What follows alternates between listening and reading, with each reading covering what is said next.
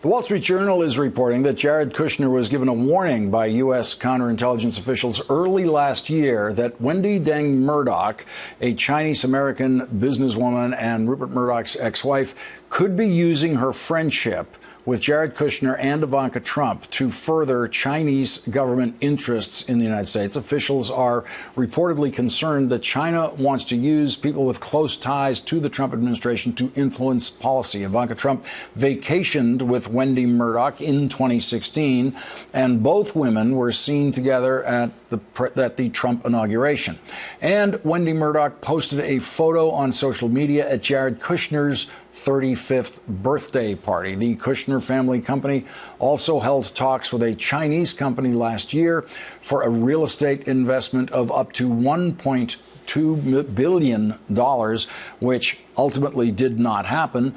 In his new book, David Frum explores the dangers of an administration that has rolled back ethical rules and moved towards authoritarianism. David Frum writes, Trumpocracy has left Americans less safe against foreign dangers, has diverted their money from its proper purposes to improper pockets, has worked to bias law enforcement in favor of the powerful, and has sought to intimidate media lest they report things the public most needs to know. To shrug and say, what does it all matter, is not only to dismiss the poor and vulnerable, but to submit your own interests to the mercy of the greedy and unscrupulous. It is to submit to life as a subject rather than a citizen. Joining us now, David Frum, senior editor for The Atlantic and the author of the new book, Trumpocracy, The Corruption of the American Republic.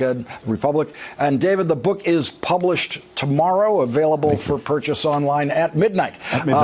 David, your reaction to this latest information that counterintelligence officials are saying to Jared Kushner, look, people are going to try to use you. They're going to try to use you in various ways. And here's someone who's trying to do it.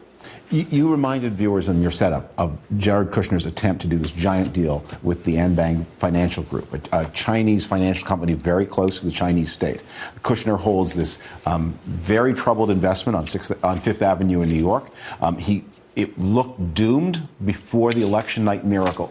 Shortly after the election, almost immediately after the election, he sat down with these Chinese investors over bottles of wine that cost $2,000 each to figure out whether they could get some money to save him. The Kushner family properties are sustained. They're residential properties with investment by Chinese investors looking for visas. You were talking before about the deportation of people who've been in the country for 20 years. But if you buy an apartment in a Kushner building, that visa is yours for $500,000. The biggest problem with this administration in many ways is to remember all of these stories, because otherwise they lose their pattern. David, when you think about what was the better part of a decade that Republicans, through what began as the Whitewater investigation, went after President Clinton and the First Lady Hillary Clinton, that all began because of a possible conflict of interest of some sort, financial conflict of interest of some sort, while he was governor of Arkansas, all involving numbers that would be less than a month's rent in the world of the Trumps. Well, I think one of the things that's hard for people to keep track of is how new a lot of our ethical standards are in American politics. Most of what you think of as the ethical regime that governs American politics is constructed in the middle 1970s.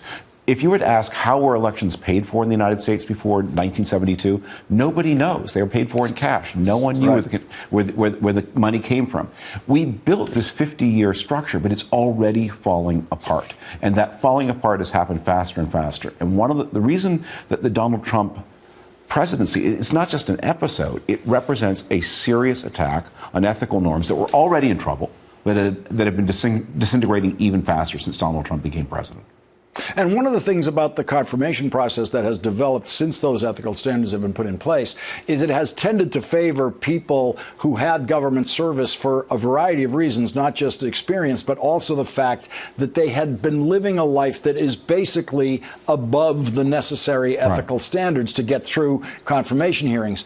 All of that was junked in the Trump confirmation hearings. Look, when I began became interested in this story early on, that I would ask people who'd served in the White House counsel's office, what are the rules that prevent, say, a president's relatives from cashing in on a presidency? And the answer came back, well, there are no rules. It just was assumed that nobody would do that. Donald Trump is operating a business while being president. That's actually not against any rule. He's not disclosing the business. He's receiving streams of payment worth potentially millions of dollars from the Philippines, from Turkey, from the United Arab Emirates, from other places, where his business partners are under the pressure of authoritarian governments. And none of that is disclosed. And none of that is against the rules. It was just against our expectations of what the president would do. And this administration, this president, is smashing those expectations. How do we put them together again afterward?